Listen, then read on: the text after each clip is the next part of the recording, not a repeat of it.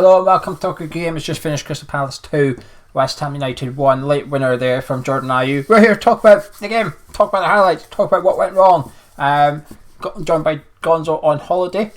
So let's talk about the first half. There wasn't really much to talk about, really. Antonio had a shot for us, which was easily dealt with, and Jordan Ayew had the best chance of the half, studding it wide. What were you thinking about the first half? What was your thoughts at half time, Gonzo? I thought it was an incredibly dull match. I thought that probably Amazon Prime would have been asking for some of their money back, particularly on this game. I also such poor quality, Geo. There was one decent player on the pitch, which is Wilfried Zaha. Everybody else seemed to be able to just struggling to control the football. I actually thought at half time there'll be some people going to a football game, regardless of whether they're Crystal Palace, West Ham or whoever, going to a football game for their first ever time today. And I thought that maybe they would have come away at half time thinking, I don't think I'll bother, I don't know what all the fuss is about. It was a truly awful, actually not just a terrible advert for the Premier League, a terrible advert for football half time. I thought, crikey, this has got to get better. Yeah, I thought it was dire from both sides as well. I thought it was very nervous. Thought both sides were nervous. They were scared of each other. But when you look at each other's team, I don't know what they were scared of. I was looking at Palace one. They didn't really have much. And if you're a Palace fan, you've been looking at us thinking they don't have really much either. But for some reason, we're both a little bit iffy. I thought our in play, I thought there was a few errors going on. Zabaleta kept running forward and doesn't have the pace to get back. Zaha didn't need to get back. They have an extra midfielder, so he wasn't tracking back. And often we were getting caught out down that side, and luckily Palace just didn't really capitalise on Zabaleta running forward. I thought one or two players were poor in particular, but we'll do that at the end. We scored though. In the 57th minute, Gonzo was scored. Mikel Antonio bouncing off defenders as always, but the pass was just fantastic from Antonio. Slots in behind the fullback and centre back, puts in Snodgrass on his left foot.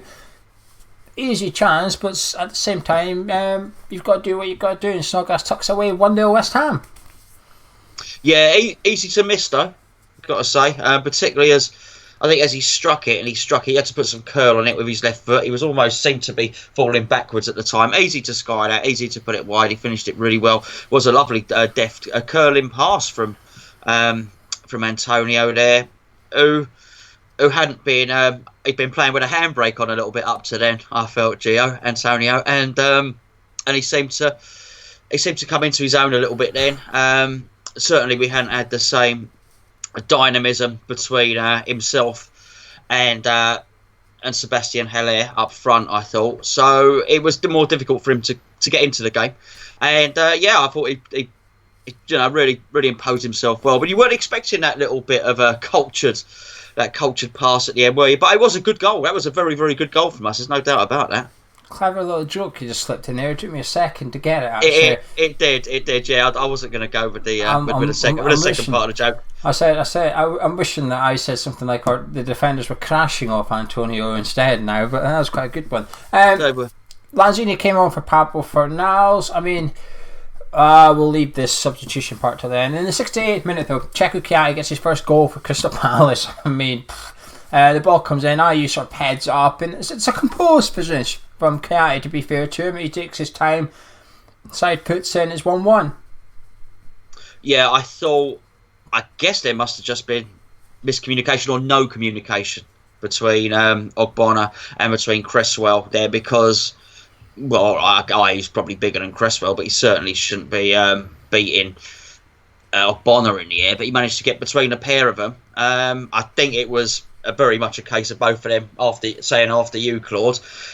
But it's hard to see if people are speaking during a game of football, particularly when you're watching a game of football on your laptop. But there appeared to be no communication. He got in there, nodded it down. If our first goal was a good goal, that goal defensively from our point of view was a bad goal from Crystal Palace's point of view. That goal was a simple goal. I often use the phrase paint by numbers. That was a paint by numbers goal. And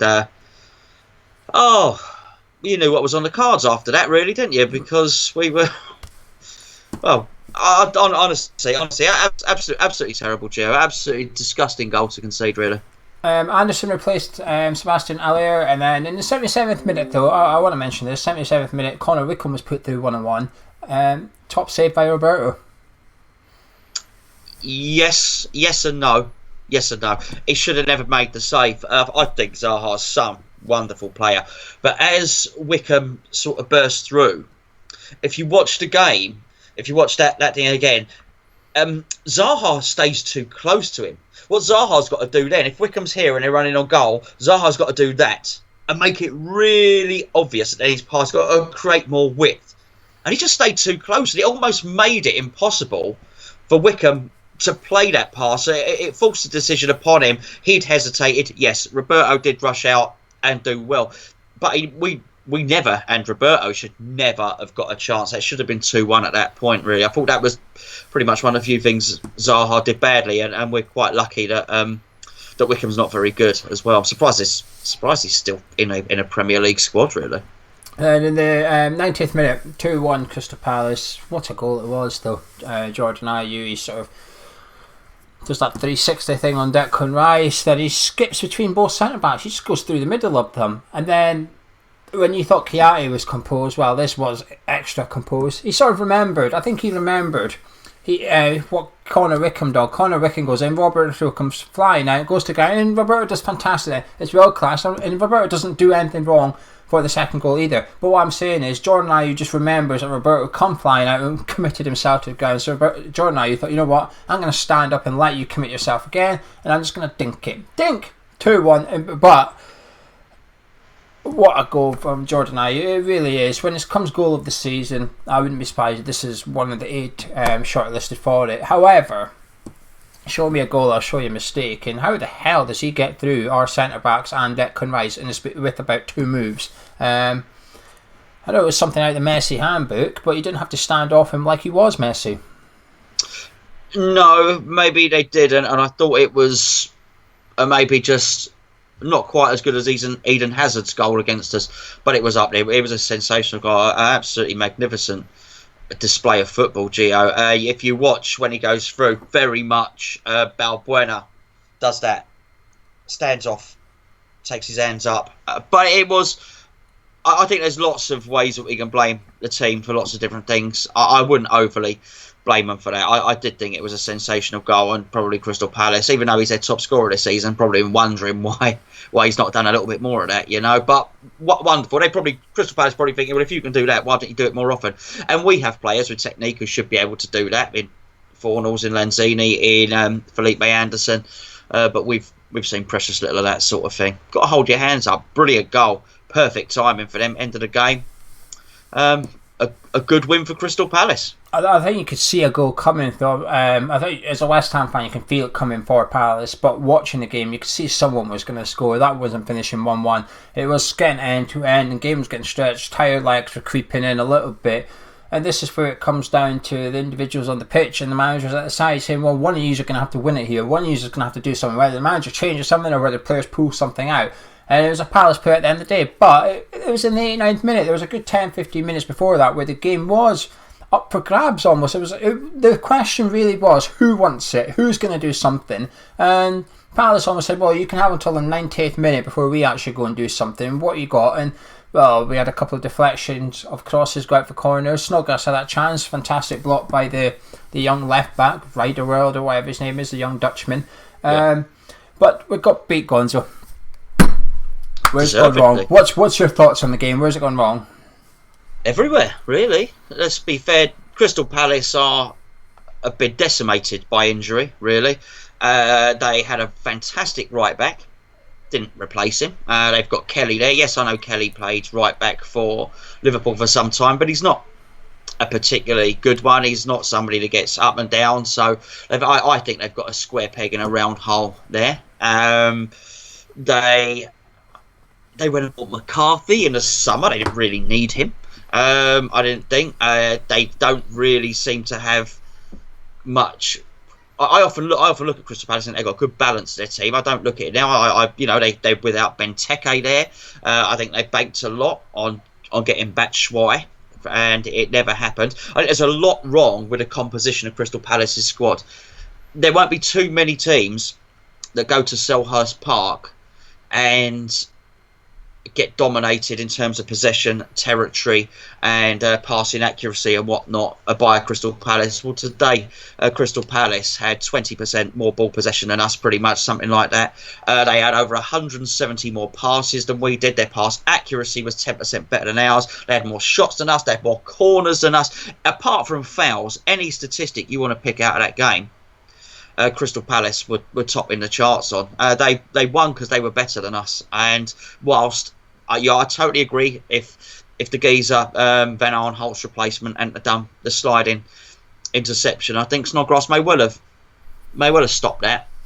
May well have scored that. I just think, aside from that, they deserve to win the game. We could have made it.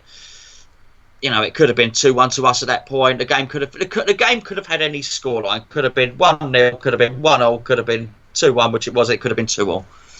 That being said, Crystal Palace deserved to win that game. That being said, you're just never confident when West Ham go a goal up.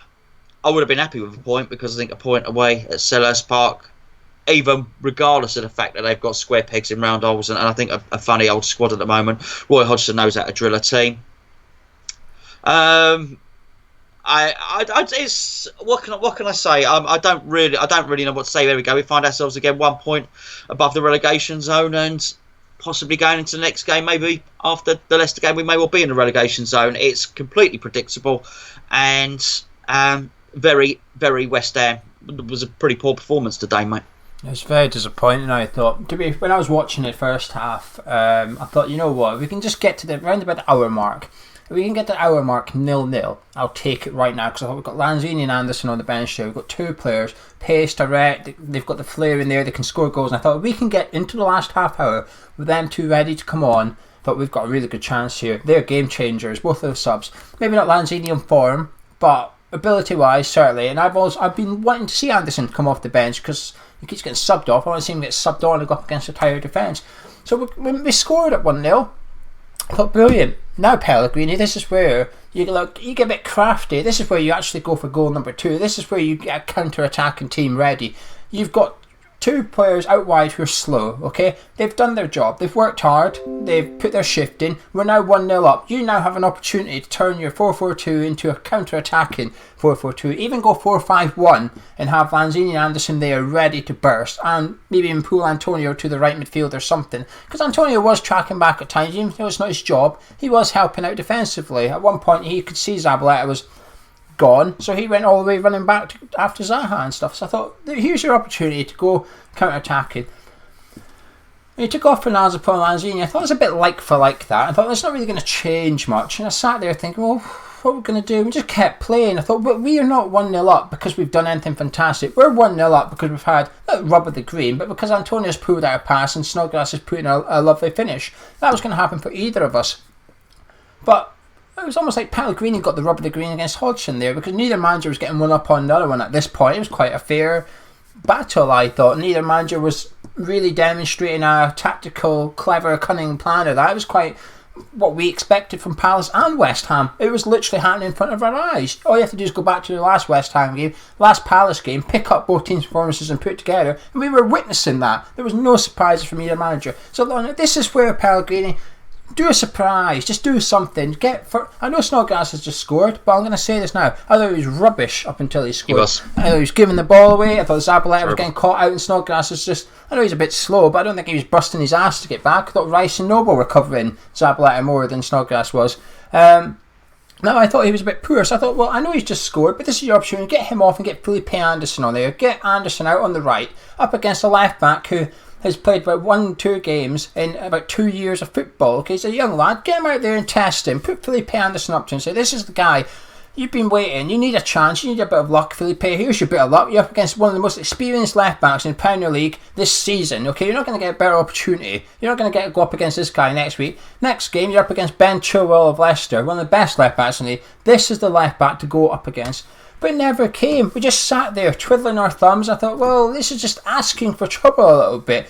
Bang, it was 10 minutes later, it was 1-1. Now, I'm not saying the lack of subs impacted that, but we could have just had something. We could have just had something more than what we've seen. And we just didn't take it. I thought we had an opportunity. We had a window, and it took him, a minute to do a substitution when we went 1-1. He took off he took Anderson on for Sebastian Haller. Oh no, it was 5 minutes. Sorry, he took.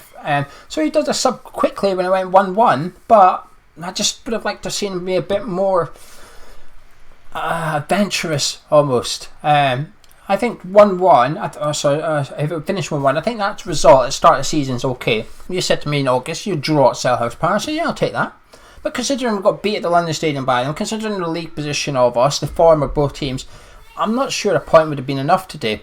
Bearing in mind we've got Leicester next, and following that we've got Bournemouth, who I don't know what the result finished, but I know they were 1-1 with Arsenal and they scored and it got disallowed and stuff. So, and they've just beaten Chelsea, so Bournemouth have started to pick their form up a little bit. We needed to win today, I think. We needed to win. I don't think a point's enough. I think it's good on paper and it's a good point in the grand scheme, but we are now into a position where we've got to look at the context of the point. We're looking at the league table. We're seeing Aston Villa winning today. We're seeing Watford win last weekend. We're thinking, bloody hell, Southampton have just won at Stamford Bridge as well. You know, they've won 4 of the last 7 or something. They're now going to keep going up the table. It's not good. Individual performances. I'll get your final word at the end as well, don't worry. But individual performances. I had written. The passing was so poor, the technique was so poor. I understand that it might have been a bit wet and a bit windy today. But as I keep going back to it, Wilf Zaha was still able to control the ball. You saw at the end, Ayew was certainly was able to control the football. I find it very, very strange that the lack of technique from so many of our players. I'm glad you pointed out Snodgrass. He'd given the ball away so much. And it's quite funny, actually, because I'd already written down that I thought he was awful, and then he scored. But before that, 2 players I had actually singled out that I thought had actually been playing quite well was Ogbonna and Declan Rice. Well, of course, you know, then they don't cover themselves in glory either, do they? It's very, very hard. I thought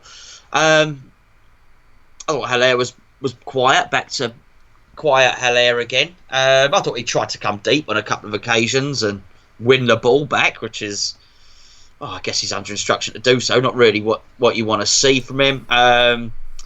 Cresswell, there were times when Cresswell played okay, but I mean, I'm really scratching around for performances here. I've got to say, I thought generally the passing was awful, but we gave the ball away too much. You'd probably have to say Antonio, just for his endeavour, because he keeps working. He's really strong, and he is effective in whatever he does. I think, you know, he comes away with some credit. There weren't an awful lot of them, Geo, in all honesty. I thought Zabaleta tried his hardest, of course, but it was still okay. I mean, but just because Zaha didn't score, you might well say Zabaleta did his job. He still had him on toast pretty much any time he decided to go past him. He did do, apart from the time when Zabaleta trod on his toe.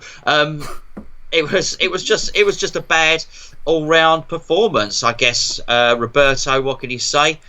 The commentator, if I guess a lot of people were watching it on Amazon Prime, the commentator, it's funny, isn't it? Because you guess the commentator's watching it without all the context of the other games. And they're saying, oh, well, Roberto did well there, clear it. And I'm watching it from behind my fingers thinking, he sort of got half contact on that punch. It didn't go flying out the area. I still thought it was flappy. I still thought it was poor. Yes, the save was good.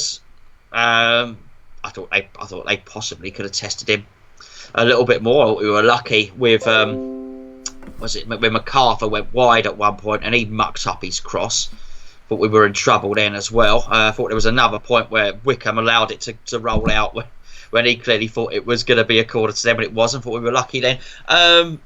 I thought our players were slow to react. It's easy to make a Christmas cliche about they've still had the Christmas dinner in their tummies and all of that sort of stuff. I didn't think we were at the races today, Gio. I really didn't. I think Tompkins got the better of Sebastian Haller today. There's early on, Tompkins nudged him in the back and Haller went down with his arms out, and the referee just said to him, get up. And then not long after that, there was a 50-50 and Tompkins won it. And he sort of fouled Haller in the process as well. And Tompkins is that type of defender who will take, if you want a physical battle, Tompkins will happily go, come on then, let's go for it. And I think Sebastian Ayew got the better of the Southampton defence physically, but Tompkins is just not going to let you do that. In terms of aggression, it's not just physique, is it? It's how hard you run into the back of someone as well as just running in the back of someone. Tompkins will run in the back of you 100 mile an hour if he has to, and I think he did it a couple of times early on, and Ayew went down. And the funny thing is, Snodgrass did it to Zaha as well. Snodgrass went in on Zaha a couple of times early on, but Zaha just got up and brushed off and went and do a third time, mate, if you want, because eventually the fourth time's going to come. I'm going to go past you and you're going to have to pick up a booking. It never come to that, but the mindset of the two players is just different. One gave up and the other one said, let's go, let's have this battle. I thought Antonio, like you said, tried really hard and stuff. I thought Fornals tried hard. Maybe harsh to be substituted. Snodgrass I thought was poor. In the first half there was that opportunity, wasn't there? The keeper was off his line and it came to Snodgrass and he dillied on it and he turned round. I know it was on his weak foot, but the keeper's It took so long. The keeper's not in the goal. Just hit it. Like, what's the worst that can happen? Defender blocks it, might get a corner out of it. Just get it on target, and when there's no goalie, you've got a damn good chance of scoring, regardless of how hard you hit it. And it was just when that happened, you just thought, like that's what you need. Is it lacking confidence? Possibly, but it's just lacking. I thought he didn't control it on that instance. I thought it took him ages to control it, Geo. I think that was the problem there. He just gone though. I thought Rice did well, but he was getting stretched in there. I thought Noble did okay, not great. I think there's some moments today you just look at it, you just have to think, bloody hell. The first one was when Noble and Ogbonna had that tear up in the middle of the box because Noble gave the ball away, short passed it to Creswell lost it, and then Ogbonna called him out. Now I think Ogbonna's perfectly right to say to Mark Noble, what on earth are you doing there? Because had that gone in, it would have been Mark Noble's fault. Clearly he said something that Noble didn't like because that happened, but also I mean, today was a tribute, right, to a legend that passed away. The players' black armbands would even stay on. You know, half of them come out at half time without one on. Rice took his off during the second half because it was kept falling. Nobles was falling. You just thought, we can't even get this right. We can't even get a black armband tribute to a former legend that's passed away. We can't even get that right. I mean, how difficult is it? I know it's got nothing to do with the game. You're just watching and bloody hell. At least get that bit right. At least they pay respects to someone that's passed away, but we couldn't even do that. And it's just, the thing is, Ogbonna and Rice I thought played well. I know at the end of the game they've messed up there, but for 89 minutes they were almost like faultless, and just unfortunately for us, the time they do mess up they do at the same time, and it leads to a goal and stuff. It's just can I get your final, actually, what's your thoughts on the manager? Because I don't know, you're away, the next game's on Saturday, we're not going to have time to do a cup of tea between now and then, so what's your thoughts on Pellegrini? It's exactly the same as it has been for, I don't know, you tell me. We are, I can't remember what video, who knows what video it was, but it seems to me a month or 6 weeks or more than that ago, I said there aren't 3 worse teams than us in the Premier League, and there just aren't. I made a point a while ago. I said Watford are down there. I said if we played Watford at the moment, Watford would beat us. I just don't think anything's changed. I think all that happens is, you said this would happen, by the way, that we win a game and then blah, blah, blah, and it keeps him safe. It allows the owners to defer the decision that needs to be made. Now, the trouble is, here's the trouble. Today, actually, we played quite defensively for large portions of the game. And it worked. Okay, we're sitting deep. So the commentator made the comparison between Zaha and Alan Saint-Maximin against Newcastle. And I looked at it, I think, actually, you've got that wrong, because we had such a high line against Newcastle, there's not the space to run in behind, because we're playing differently now. So I totally understand that. But they got that wrong. The point of the matter is, if you're looking at, this is obviously, I know it's another video, but you've asked, but if you're looking at the two choices being Moyes or Houghton, you may well find that David Moyes and Chris Houghton have us playing in exactly the way we played in that first half. And I'm not entirely sure it's going to be enough. Now, I don't think that's reason enough to stick with the manager. But at the moment, we've got an attacking-based manager who's played his whole career as an attacking manager, who's like a deer caught in the headlights. He's completely startled. He's playing a brand of football totally alien to himself, totally against his principles and his ethos of football. So it's absolutely bizarre. I've not looked at the other fixtures. Obviously, I know we play Leicester. Watford look really good at the moment. I think they have done for a couple of games now. We've got major issues. Today, the two best players on the pitch were I thought Wilfried Zaha and, of course, Andre Ayew. You have to give him that for, even though he did had a miss. How could a player that scores a goal like that not be one of the best players on the pitch? Clearly, he is. I think. And you look at someone like Watford, Deulofeu is now up and running. Really, I rate him. He's a good player. I like wide players. I think Redmond scored again today. Whilst Bournemouth, they did draw, by the way. Whilst Bournemouth have drawn today, it was against Arsenal, who will have had their tails up. And Watford going to Bournemouth going to have players coming back as well. I think you're really scratching around. I wouldn't even want to play Aston Villa now, is the truth, G. I wouldn't fancy. Everyone else seems to have a talisman. We've got one. Ours is Mikel Antonio. These are worrying times at the moment. And what are we going to do now? We've made this decision go on for too long, and actually we're halfway through the season now. It's time running out to save ourselves. But we are in a relegation battle now. We are one of the worst teams in the league. We're in a relegation battle. Thank goodness no one can do that ridiculous stat anymore that, we're as close to fifth as we are to... No, we're not. We are crap. We're a really bad team. We're a bad team that can't control the football, that can't pass the football. We can't even pass it as well as Crystal Palace when they got half a squad missing. That's the truth. That's the reality of West Ham, and that's where we find ourselves at the moment going into the new year. I think the issue is when you talk about who's the worst teams in the league, if you took the bottom three teams for the last 6 weeks, I think they change. I think the three worst teams in the league change. But I think we're consistently in there. That's the problem. Watford would be in it, then they're not in it. Southampton would be in it, then they're not in it. Not us and Norwich are the two that's always in the worst three teams of the league. And that's a real issue there. It's just... It's going to be a wide open relegation battle, though. I think the whole bottom half of the table's in this. I think they're all in the bottom half. But it's difficult. When you do last man standing, you should know what we're talking about. When you do last man standing, you have to pick a team to win. If you don't win, you're out. It's difficult this season. You're looking at it going, bloody hell. But you almost come to the West Ham fixture and you go, well, no, not West Ham. Who are they playing? Maybe. But that's how bad it is. It's got to that point. And today, I just think today was a must-win because with Leicester at home next, and I don't want to say I write it off. I just can't see us getting anything. I know Fabianski's due back for that one, but Roberto didn't do anything wrong today. He wasn't great. Like his punching wasn't fantastic, but he didn't make a mistake. He wasn't our fault for any of the goals. He kept us in it. He made that important save at 1-1. Now I know it would have been ruled out through VAR, but the problem is even if you get a goal and you get it ruled out, I still think your confidence and momentum goes up a level. Goes, hang on, we just scored here. We can keep going and get another one. Because it happened with us at Southampton. Although our second one got ruled out, I think it gave us a boost. It gave us a little bit of energy, and I think Palace would have got that today. So you can't blame Roberto for this one. Pellegrini's almost got no excuses today apart from the mirror. I think I struggle to think how else you can. No one's had that bad a stinker. No one's done an individual error which has led to a goal like we have done quite often this season. And that almost takes the blame away from Pellegrini, or sort of takes part of the blame away from Pellegrini. Today there isn't one. Even though he was forced into Zabaleta there, he didn't do that bad that you have to blame Zabaleta. I thought Roberto was forced, obviously. He didn't do that bad, you can blame Roberto. It's down to tactics, down to substitutions. I blame on the substitutions, actually. We went 1-0 up in 57, and that was the moment. That was the moment he could have done something, and he chose to do nothing. And what he did do was take Fornals off for Lanzini, which was pointless, in my opinion. I didn't understand it. Fornals was not knackered. He wasn't having a bad game. Lanzini's just back from an injury as well. You don't bring someone on at with half an hour to go, 1-0 up. You don't bring someone on for like his fitness run out to get him match fit. You don't bring him on in this scenario. It's baffling. He took on Lanzini instead of Anderson, actually. I cannot believe he didn't take Felipe Anderson on his first substitution.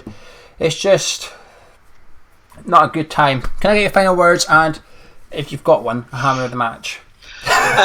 Final words is I will just be repeating myself, mate. It's a very it's a but you know what? It's funny enough. They've been the party poopers today, West Ham. You got dressed up. We did get dressed up. It was Photoshop, but you were a Christmas Grinch on the thumbnail yesterday. Today,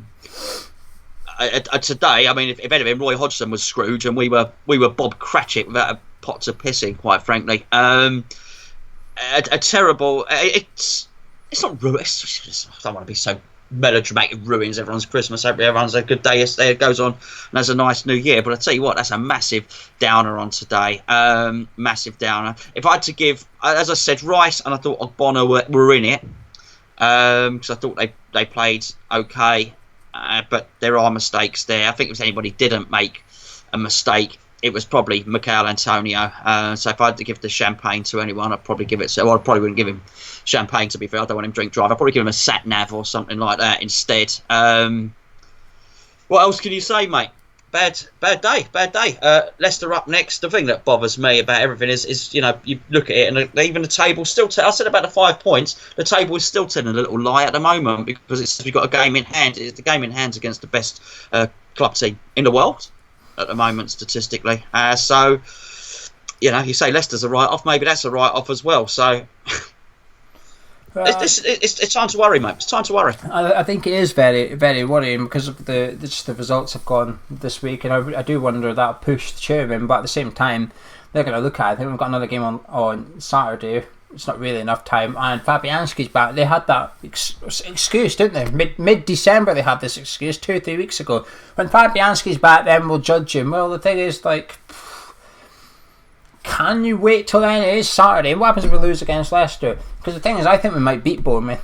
I know they're in decent form and that stuff, but I don't fear Bournemouth. Even their results at the minute, I don't fear them that much. And I just think if we get beat by Leicester and then we beat Bournemouth, we're back to what we were before today's game. We're just sitting here thinking, well, when's it going to be? It's not if, it's a case of when. And it might be the end of the season. I think the owners are hoping it's the end of the season.